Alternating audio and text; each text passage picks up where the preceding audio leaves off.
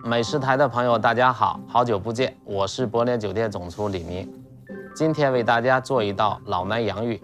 云南老奶就是老奶奶的意思，就是牙口不好照样吃的一道菜。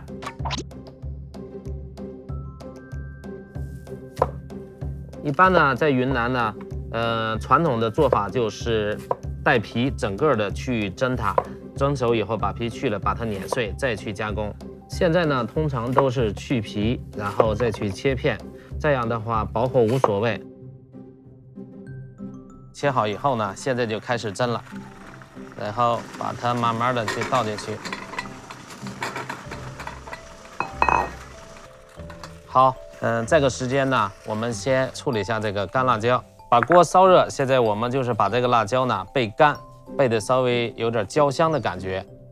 其实，在那个传统老百姓做的时候呢，会用到一些炭火，用炭火把它烤，那样烤出来呢，味道也是糊香糊香，非常好吃。云南这种烹饪方法叫糊辣椒，看到没有？就是这个辣椒变成这种颜色的时候，其实效果是最好的时候。我们这时候呢，把火关小一点，也不能太焦了。这香味就完全已经出来了。看一下哈，这个辣椒捏一下。酥脆，看到没有？像这样的话就完全可以了。现在呢，我们把辣椒倒出来，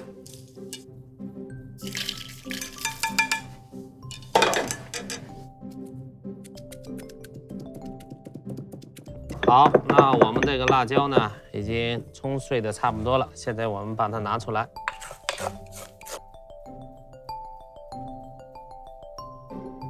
好，那么我们这个洋芋呢就蒸好了。关火，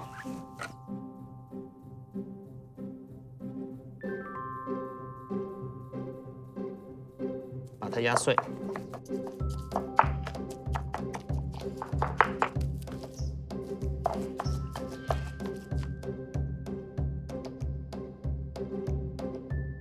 现在开火，等锅热了，热完以后我们下入油。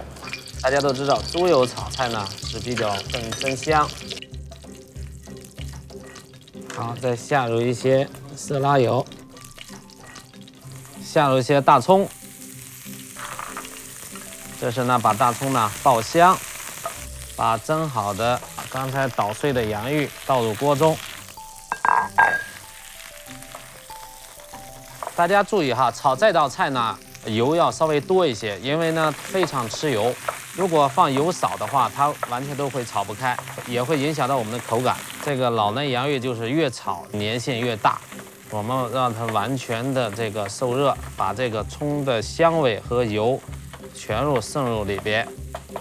好，如果感觉油不够多的话，这时呢我们再加入一些，没有关系。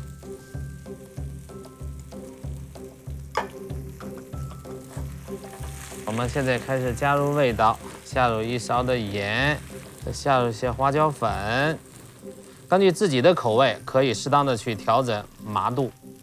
再把刚刚冲好的这个胡辣椒下入1勺。好的，我们快速翻炒，把辣椒粉和这个花椒粉呢均匀的去搅拌在当中，把我们刚刚切好的一些小葱再撒入里边。可以再放一些茴香苗或者是一些青蒜苗都可以。好，我们准备出锅。